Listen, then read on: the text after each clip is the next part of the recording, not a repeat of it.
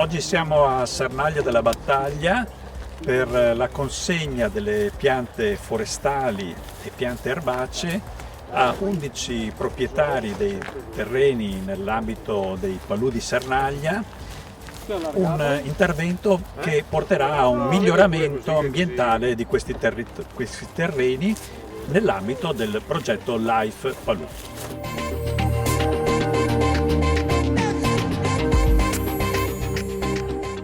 Queste piante sono pronte per essere consegnate ai proprietari di terreni all'interno dei Palù. La cosa avviene nell'ambito dell'azione C5 del progetto Life Palù, quartiere del Piave, e sostanzialmente è finalizzata ad aumentare la biodiversità dei prati oggetto di intervento da parte dei proprietari e anche delle siepi. Ora sappiamo che i Palù sono formati da una combinazione di prati da fieno, da sfalcio, associati a grandi frangivento, grandi siepi campestri formate da varie specie. Allora noi abbiamo, attraverso un bando, interpellato i proprietari, gli agricoltori, su chi fosse disponibile e interessato ad avere delle piante adatte a essere piantate lungo le siepi, quindi ad esempio alberi come questo frassino, okay? Oppure ad essere piantati all'interno dei prati, come ad esempio, quindi in questo caso si parla di erbe letteralmente a fiore, come questo che è un iris sibirica. Allora, lo scopo di questo intervento è aumentare le fioriture sostanzialmente dei prati. Sono prati che di per sé hanno già alcune di queste specie. Noi andiamo a aumentare le popolazioni di varie specie, una in particolare che non c'era quasi più, che è l'Agenziana pneumonante, l'Agenziana mette in borsa.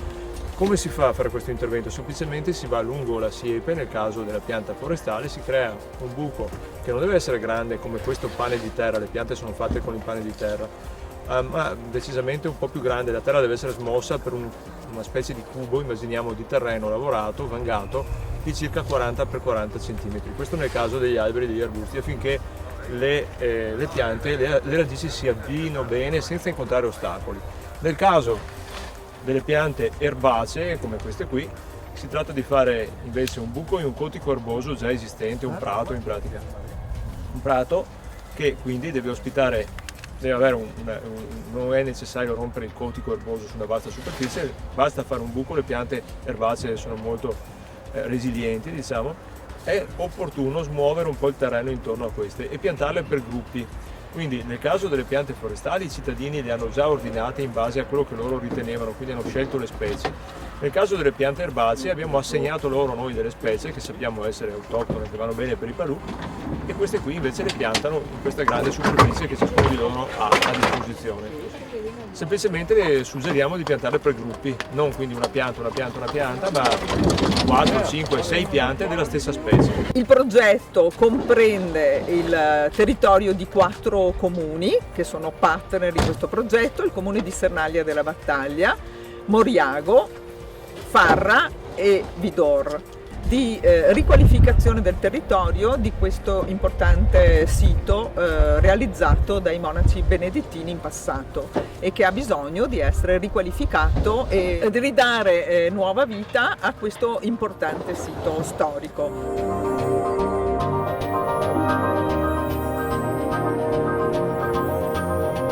Ho preso del frassino maggiore, olmo campreste, ontano nero, carpino bianco, corniolo, lingustrello, sanguinella e prugnolo. Questo per mettere lungo la siepe e lungo l'argine.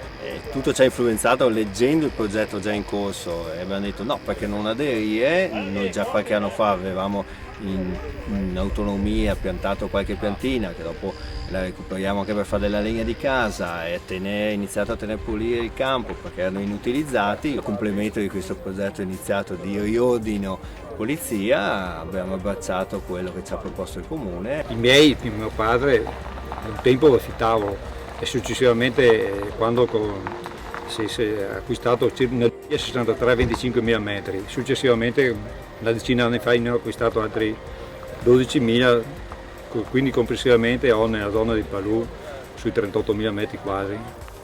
Le piante provengono dal vivaio di Montecchio Precalcino dell'azienda regionale Veneto Agricoltura e sono piante autoctone.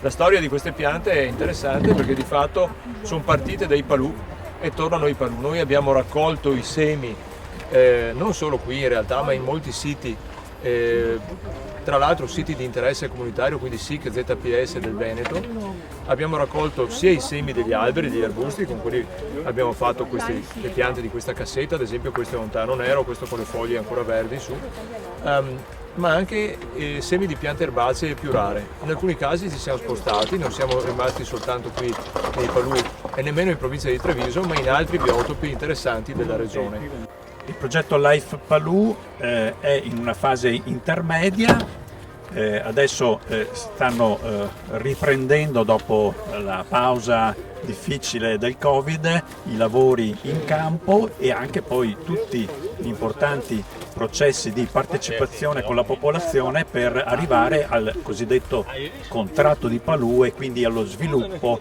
sociale ed economico di questo territorio.